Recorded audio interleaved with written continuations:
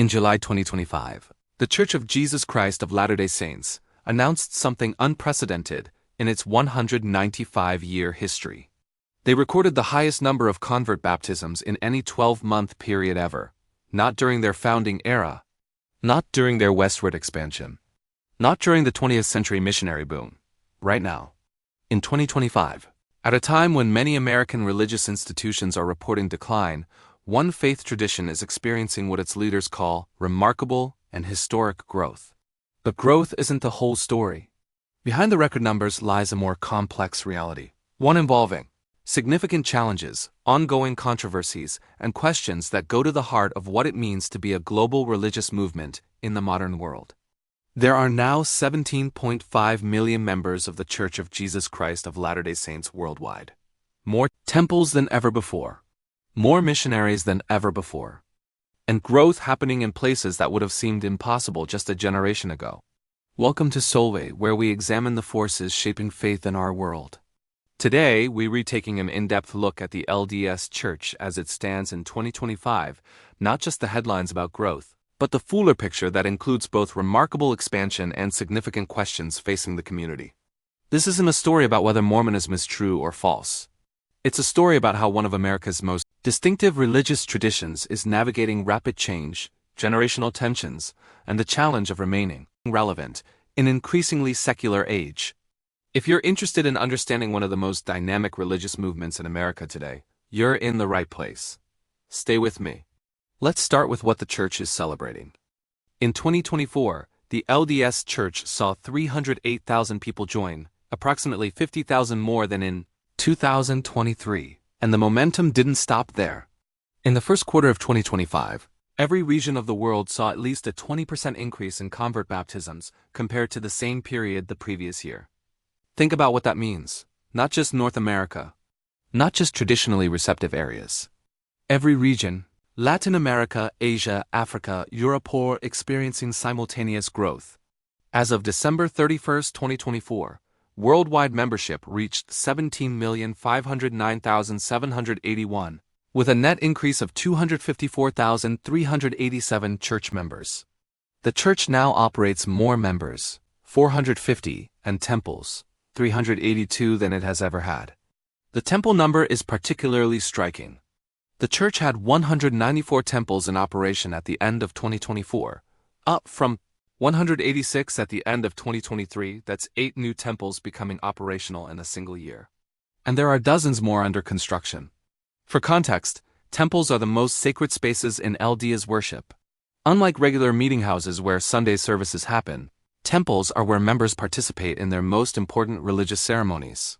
Building a temple in a region signals permanent establishment and serious commitment. But here's what makes this growth particularly interesting. Since 1998, the majority of Latter-day Saints have been outside the United States and Canada. This is no longer an American religion that happens to have international missions. It's a global movement that started in America. The most dramatic growth? Africa. The Democratic Republic of the Congo moved from number 28 to number 22 on the list of countries with the largest LDS populations in just 4 years. Nigeria broke into the top 10. So what's driving this expansion? According to church leaders, it's not a new program or marketing strategy. Elder D. Todd Christopherson attributes it to the work God is doing in human hearts. But is spiritual explanation the whole story, or are there other factors at play? To understand LDS growth, you have to understand the missionary system. Unlike most Christian denominations that rely on paid clergy or volunteer evangelists, the LDS Church has built something more systematic. Young members typically between ages 18 and 25 are encouraged to serve full-time missions lasting 18 to 24 months. These aren't casual commitments. Missionaries pay their own way, usually around $500 per month, funded by personal savings or family support. They follow strict schedules, rigid rules about communication with home, and spend essentially every waking hour focused on finding and teaching potential converts. With 80,000 missionaries currently serving, that's a massive volunteer force, larger than many corporations' entire workforces, all working toward the same goal. But missionary work has evolved. The days of knocking on doors in white shirts and ties still happen, but increasingly, missionaries use social media, community service projects, and relationship building to find interested people. They're adapting to a world where traditional evangelism methods face more resistance. And there's something else worth noting. Missionary service isn't just about converting others. For young Latter-day Saints, serving a mission is often a defining life experience. It shapes their identity, strengthens their commitment to the faith, and creates lifelong bonds with other members. In other words, the missionary program doesn't just bring people in, it keeps people in. But this brings us to a less comfortable question. How many of those converts actually stay? This is where the picture gets more complex. The church's growth rate in 2023 was approximately 1.49%, which brought membership back to pre-pandemic levels. That sounds positive until you look deeper. Religious researcher Jenna Rees, who has studied LDS retention extensively, notes that while convert numbers are up, we need to be careful about conflating growth with strength. Here is why. The LDS Church counts as members anyone who has ever been baptized and hasn't formally resigned their membership. But activity rates, the percentage of members who actually attend services regularly, tell a different story. Independent researchers estimate that only about 1/3 of recorded members are active, meaning they regularly attend church services and participate in the community.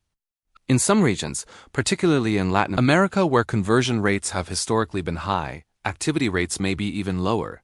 The church doesn't publicly release activity rate statistics, which makes it difficult to assess the health of the community beyond raw membership numbers.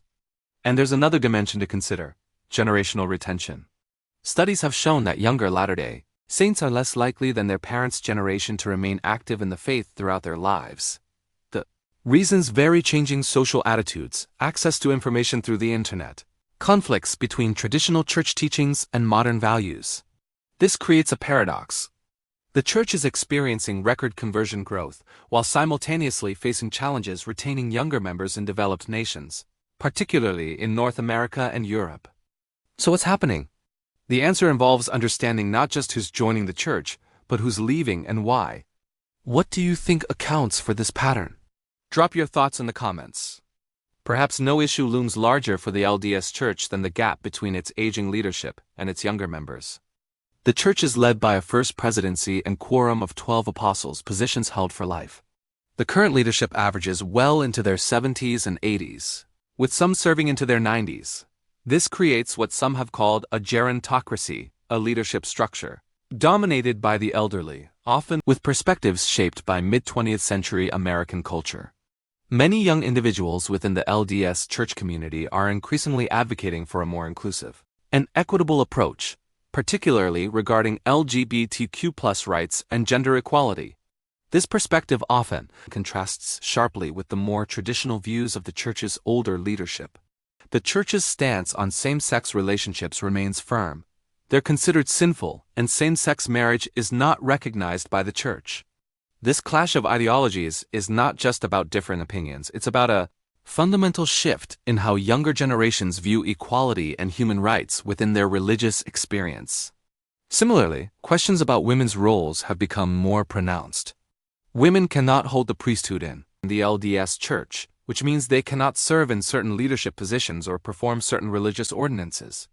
While church leaders emphasize that women and men have different but equally important roles, some younger members and even some older ones find this explanation increasingly unsatisfying. The challenge isn't unique to the LDS Church. Many religious traditions face similar generational tensions. But for a church that emphasizes continuing revelation, the belief that God speaks to living prophets who can introduce new teachings and practices, the question becomes, will the church adapt, or will it risk losing substantial portions of younger generations? Recent changes suggest some willingness to evolve. The church has made adjustments to temple ceremonies, softened some rhetoric around LGBTQ issues, and made modest expansions to women's roles in certain contexts. But critics argue these changes are too small and too slow. The tension is real, and it's shaping the church's future in ways that aren't fully captured by growth statistics. Amid the challenges, there's one area where the LDS Church receives consistent praise: humanitarian work. The church is engaged in more humanitarian projects than ever, including $1.45 billion in expenditures in 2024 alone. That's a staggering figure for an organization that doesn't publicly release complete financial statements.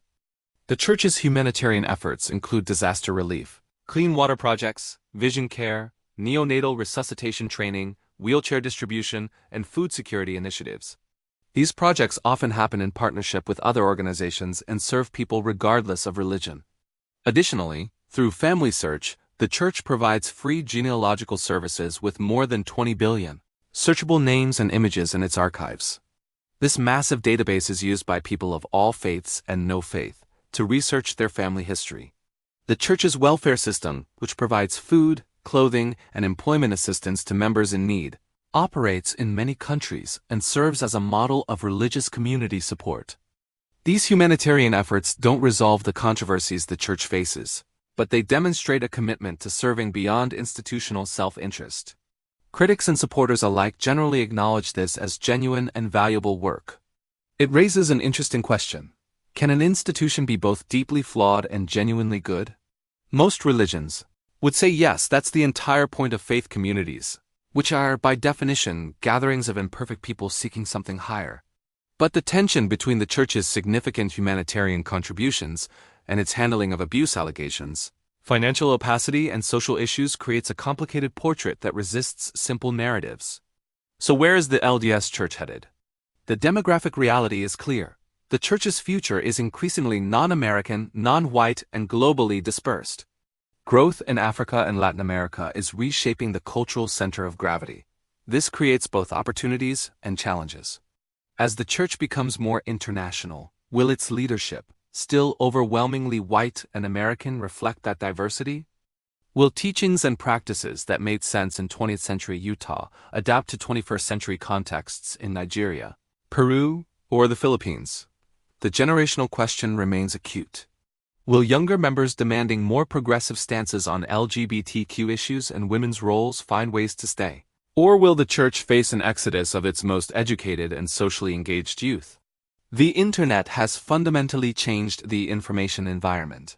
Previous generations of Latter-day Saints grew up with carefully curated narratives about church history. Today's members and potential members have instant access to both faith-promoting and faith-challenging information. How the Church navigates this transparency will shape its credibility. And then there's the leadership succession question. President Russell M. Nelson, who recently passed away, was succeeded by Dallin H. Oaks, who leads a new First Presidency. What tone will this new leadership set? Will they continue Nelson's emphasis on temple building and rebranding efforts? Will they address controversial issues more directly or maintain the cautious approach of recent decades? The Church's own projections suggest optimism. President Nelson often said the best is yet to come, a message of confidence that resonates with faithful members who see divine guidance in the Church's trajectory. But optimism doesn't eliminate complexity. The Church faces real challenges that won't be resolved simply through more missionary work or more temples. The Church of Jesus Christ of Latter-day Saints in 2025 is experiencing unprecedented growth while simultaneously grappling with significant internal tensions and external criticisms. It's a story that defies simplistic narratives. Neither the triumphalist view that everything is perfect and growth proves divine approval, nor the critic's view that the Church is inevitably declining despite appearances, captures the full reality. What we're witnessing is something more nuanced. A religious tradition in transition, navigating the tensions between tradition and adaptation, between institutional self-preservation and accountability, between spectacular numerical growth and deeper questions about retention and relevance. For the 17.5 million members of this faith, these aren't abstract questions. They're lived experiences of finding community and purpose, of wrestling with doubts, of trying to reconcile cherished beliefs with challenging realities. Here's my question for you. When religious institutions face these kinds of tensions between growth and retention, between tradition and change, between institutional loyalty and individual conscience, what should they prioritize? And what does healthy adaptation look like without losing core identity? I'd genuinely love to hear your perspective. If this video gave you a more complete picture of a complex religious community, share it with someone who might find it thought-provoking. And if you want more in-depth examinations of how faith communities navigate the modern world, that's what we do here at Soul Way. Thank you for watching. Until next time, stay curious and stay thoughtful.